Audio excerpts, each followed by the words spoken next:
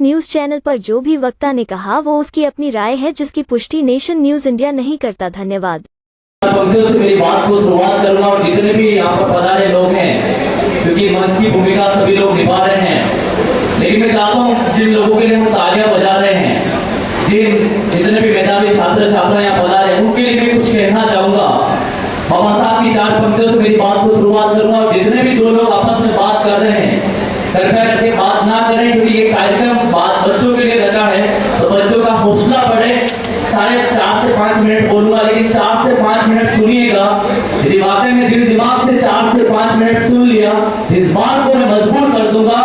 कि मैं गरीब घर में पैदा हुए, मेरी गलती नहीं है, लेकिन मेरे माता पिता उसी गरीब घर में रह के मर जाए, ये सबसे बड़ी मेरी गलती। मैं चाहूंगा सदन से कम कुछ करे या नहीं करे, इस कसम खा के जाए सदन से कि हो सकता है कि आपका जन्म एक छपरे के घर में हुआ हो सकता है कि आपका जन्म एक केहलू के घर में हुआ हो, लेकिन आपके माता पिता के अंतिम दर्शन एक महल से होंगे, तब मुझे लगेगा मेरा यहाँ आना, आप सबका सुनना एक सार्थक है। साथियों, काफी समय से मैं, क्योंकि सबसे बड़ी बात आती है जब स्पीकर रूप के में बुलाते हैं और अपनी बात कहने का मौका मिलता है, तो जब मौका मिलने से पहले जो वेटिंग का जो समय होता है वो बहुत खतरनाक होता है। मैं जितने भी युवा साथी, बड़े बुजुर्ग माता बहने बैठे हैं, बाबा साहब की 4 पंक्तियों से मेरी बात को शुरुआत करता हूँ। फूलों की कहानी बहारों ने लिखी, रातों की कहानी सितारों ने लिखी, अब नहीं अपना समाज किसी का गुलाम, क्योंकि हम सभी के भविष्य की कहानी बाबा साहब ने लिखी, बाबा साहब ने लिखी। साथियों, बड़े गर्व के साथ हम कहते हैं बाबा साहब के लिए, जब किसी जमाने में किसी व्यक्ति को पानी पीने के मात्र से नहीं, आवाज मात्र से, परछाई मात्र से अपवित्र घोषित करते थे, उस जमाने में उस व्यक्ति ने शिक्षा का अधिकार बनाया और भारत के लोकतंत्र को चलाने के लिए संविधान लिखा। वो शिक्षा का जब मुझे गर्व है, तो उसी शिक्षा के बदौलत आज यहाँ दिल्ली के बच्चे सम्मानित हो रहे हैं। साथियों, जब बाबा साहब के बारे में सुनते हैं, पढ़ते हैं, उनके बारे में, उनकी मूवीज को देखते हैं, बड़ा गर्व भी होता है। लेकिन उस जमाने में जब बाबा साहब ने संविधान को लिखा, बाबा साहब को संविधान लिखने का मौका इसलिए नहीं मिला कि वो दलित थे, इसलिए भी नहीं मिला कि वो इस जमाने में थे तो जब पानी पीने का अधिकार नहीं था। जब भारत के संविधान लिखने की बारी आई तो देखा गया भारत का संविधान कौन लिखे, तब देखा गया बाबा साहब से पढ़ा लिखा कोई व्यक्ति नहीं था, इसलिए बाबा साहब को भारत का संविधान लिखने का मौका आया। बातें तो बहुत सारी कहना चाहता था, मैं सिर्फ उदयपुर, राजस्थान, मेवाड़ से इसलिए नहीं आया कि आप मेरा सम्मान करो और मैं यहाँ एक फोटो खींचकर अपना स्टेटस डालो और मेरा खुद का स्टेटस बनाओ। मैं आया हूँ कि 75 साल की आजादी के बाद हम जब भारत के संविधान की बात आती है, जब आखिर सेवाओं की बात आती है, आईएएस की बात आती है, आईपीएस की बात आती है, आईएफएस की बात आती है, तो देखते हैं हमारे घरों में कितने आईएएस है, कितने आईपीएस है, कितने आईपीएस है। जब दुख होता है, जब गांव से छोटी सी आंखों में बड़ा सपना देखने के बाद एक बच्चा निकलता है, जिसकी बातों से, भूख से उसका पेट नहीं भरता है, उसको सबसे बड़ी जरूरत होती उसकी शिक्षा की। सोचिए, उस जमाने में जिस व्यक्ति को पानी पीने का अधिकार नहीं था, उसने शिक्षा के बदौलत भारत के संविधान को लिख दिया, तो आज हमारे पास कितनी सुविधा है। जब मैं, जितने भी युवा साथी बात कर रहे हैं, कृपया करके थोड़ी बात कम करें, क्योंकि हम पूरी रात चल कर आए हैं, नींद नहीं आई, सिर्फ इसलिए कि हम युवा साथियों को कुछ सिखा कर आए। हो सकता है कि 4 बात मेरी बुरी मान ले, कोई फर्क नहीं पड़ता है, लेकिन 10 लोग इस गांठ बांध कर जाए कि मैं गरीब घर में पैदा हुई, मेरी गलती नहीं है, लेकिन मेरे माता पिता उसी गरीब घर में रह के मर जाए, ये सबसे बड़ी मेरी गलती होगी। कम से कम मुझे लगेगा कि राजस्थान से मुझे यहाँ बुलाया, सिर्फ माला पहनने की बड़ी बात नहीं है, लेकिन बच्चों ने कसम खाई कि हम गरीब घर में नहीं मरेंगे, ये मेरे सबसे बड़ा आदर होगा। साथियों, जब शिक्षा की बात आती है, शिक्षा बारे में सोचते हैं, किसी व्यक्ति ने कहा, मैं समाज की बेटियों को कहना चाहूंगा कि पाँव में जूते नहीं होंगे तो चलेगा, शरीर पे अच्छा कपड़ा नहीं होगा तो चलेगा,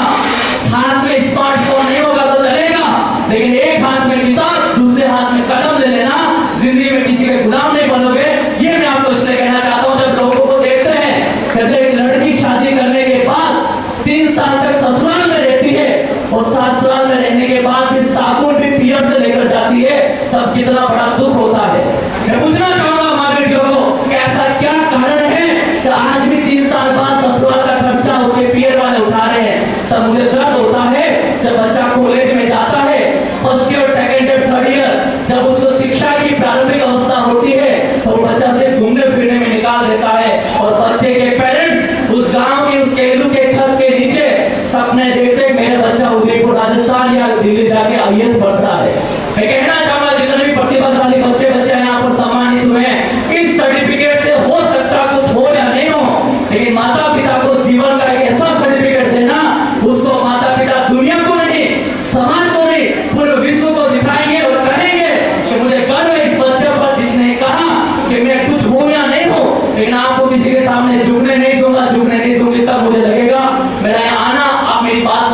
एक सार्थक है।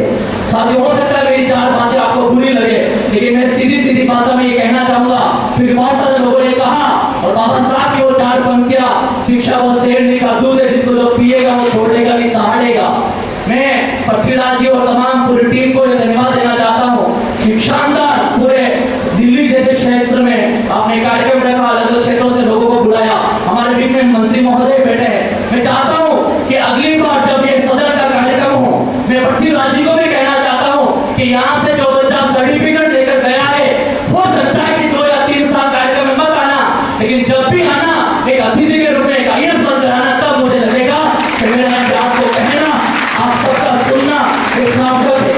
साथियों, पिटने वाले लोग पत्थर को भी पूछते हैं और जिसके अकल में पड़े वो पत्थर ही सूझते हैं। मुझे पता है इस बात का, और मैं गौरवान्वित महसूस करते कह सकता हूँ कि जिन लोगों ने आपको सम्मानित किया है, आपको एक रास्ता दिखाया है, लेकिन 1 नहीं, 2 नहीं, 3 नहीं, 4 प्रोग्राम में मत जाइए, लेकिन जब भी जाइए हम जैसे लोग बाहर आपको सम्मान करके आए और कहें कि 4 साल पहले ये बच्चा सिर्फ एक कुर्सी का एक मोहताज था, लेकिन आज वह बच्चा इसी कार्यक्रम का एक मुख्य अतिथि के रूप में आया है, तब मुझे लगेगा मैं जब मेहमान से चलकर आपके बीच में आया हूँ, मेरी नींद पूरी नहीं, कोई फर्क नहीं पड़ता है, लेकिन मैं कहने आया हूँ, नींदें वो नहीं होती जो अपने को आने टाइम पे आंखों में आती है। शायद नींद जिस इंसान की इस कार्यक्रम से खुल जाए तो एक दिन अपने माता पिता के सपने पूरे कर सकता है। शायद समय की पाबंदी है, लेकिन मैं चाहूंगा पृथ्वीराज और इनकी पूरी टीम, समता सेना दल और इनके पूरे SC/ST OBC minority doctors team की एसोसिएशन के आप प्रतिभा समान समारोह करें, अच्छी बात है, लेकिन मैं आपको एक बात और कहना चाहूंगा, राजस्थान से आकर आपके बीच में प्रतिभा ही नहीं होगी तो हम सम्मान किसका करेंगे। मैं चाहता हूँ कि अगली बार प्रतिभा सम्मान समारोह से पहले प्रतिभा बनाने का काम करें। जिस दिन प्रतिभा बन गई, एक मंच पर एक IAS सम्मानित होगा, एक IPS सम्मानित होगा, एक SDM सम्मानित होगा, तब ये सदन गूंजने की जरूरत नहीं, इससे बाहर लोग LED पे देख रहे होंगे, कह रहे होंगे कि पहले हम सिर्फ एक 10वीं और 12वीं के सर्टिफिकेट के लिए आए थे, लेकिन उसी कार्यक्रम में एक IAS बनकर सम्मानित होने आए हैं। तब मुझे लगेगा मेरी बात को कहना, आप सबका सुनना एक बहुत बड़ी बात है। मैं चाहता हूँ अगली बार कोई कार्यक्रम करें या नहीं करें, बच्चों के लिए सबसे बड़ा जीवन होता है मोटिवेशन। मोटिवेशन सेमिनार कराएं, एक ऐसा सेमिनार कराएं जिसमें बच्चे को पता चले कि मैं हो सकता है मेरे पास कुछ नहीं है, लेकिन ये पता करना चाहिए उस सेमिनार में कि मैं ये नहीं है, मुझे पता है, लेकिन जिंदगी में समय ऐसा आऊंगा मेरे पास सब कुछ होगा। साथियों, मंत्री महोदय को भी हमें सुनना है, प्रमुख जनों को सुनना है। हमारे बीच में राजस्थान के श्री सैलाब से नारायण जी राठौर साहब भी आए हैं, वही मुझे लेकर आए, एक बार उनके लिए भी जोरदार तालियां, और वाकई बहुत अच्छा कार्य यहाँ पर कर रहे हैं। साथियों, मुझे बड़ा अच्छा लगता है जब आपके जैसे युवा साथियों के बीच में मिलते हैं। मैं जितने भी हमारे यहाँ बच्चे को सम्मानित हुए हैं, लास्ट में 4 पंक्तियां आपके बीच में पढ़ूंगा, क्योंकि शायद अगले किसी उद्घोषक को आपको सुनना है, लेकिन मैं जरूर कहना चाहूंगा, किसी बच्चे ने गांठ बांध ली कि मैं 12वीं और फर्स्ट ईयर सेकेंड ईयर में यहाँ सम्मानित हुआ हूँ, और अगली बार